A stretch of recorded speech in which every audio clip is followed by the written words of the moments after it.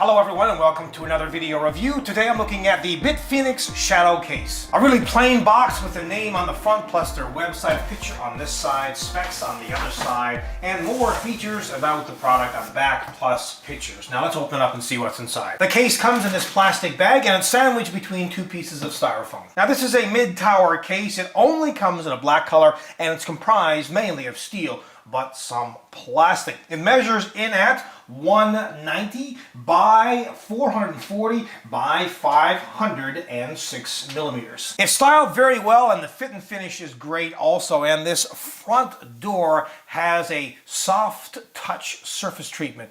It is so nice to the touch. On the door you've got some ventilation holes at the bottom, their logo. The door swings this way. It's held into place with magnets. Now, while this soft touch surface treatment is really nice to the touch, it also resists fingerprints really well. And at the very top of the front panel, there are LEDs. One is for hard drive activity, the other power. Audio jacks, one is for the headphones and the other for the microphone. There are two USB 3 ports, two USB 2 ports, as well as a power button and reset button. Plus, they've got an LED at the bottom of the case, bottom front that is, where you can rotate the color from blue to red. You can also turn it on or off if you choose to.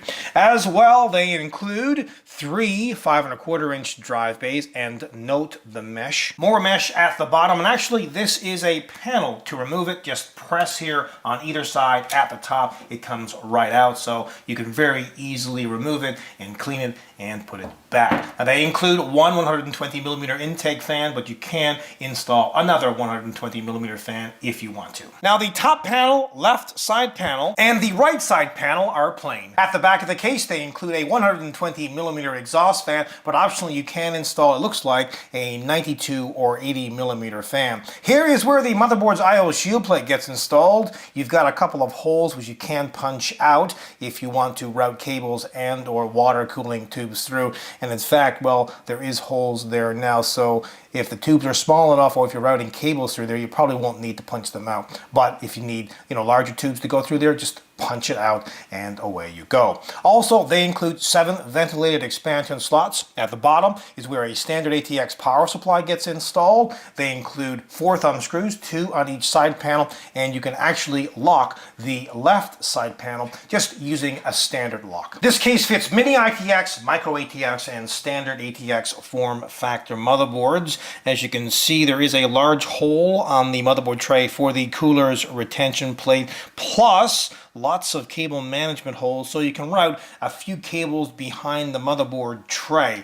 Now, there isn't a lot of space behind the motherboard tray and the right side panel. If I had to guess, I'm thinking around 4mm of space. That's not a lot, but it should be enough if you want to, put some of the cables back there. Inside the case, they include a quick installation guide and some screws. As I mentioned before, there are 3 5¼ drive bays. Note the toolless design for those. There's also a toolless design for installing the 3.5" drives, and by the way, you can install up to 7 3.5" drives, but oddly enough you can install only one 2.5" drive, and it's right at the bottom of the case. Now, you probably won't need to take off the front panel, but if you do, there are a couple of these clips as well as screws on either side, so just take the screws out, just pinch the clips, and the front panel will come right off. Oh, and I should mention this, some cases come with a cover over the expansion slots just to hide the screws to clean things up, but this one doesn't. Now, some cases you can easily remove the top panel. There's 4 or 6 screws,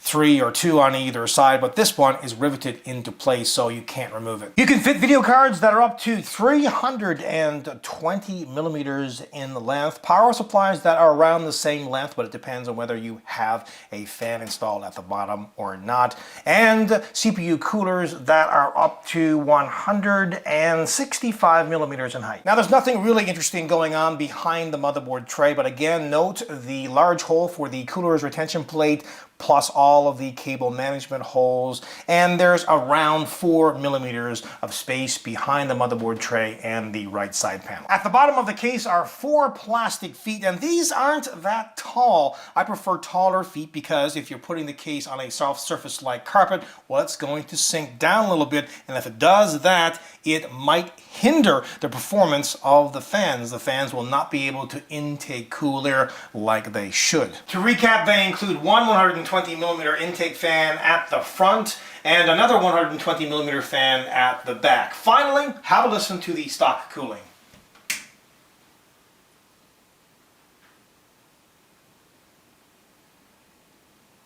Now this is a pretty standard mid-tower case. There's nothing really super special about it, but if you were in the market for a sharp looking case that won't break the bank and has pretty much all the features that you should be looking for in a mid-tower case, and it does have lots of modding potential, then this just might be it. Overall, this is a great product. Until next time, take care.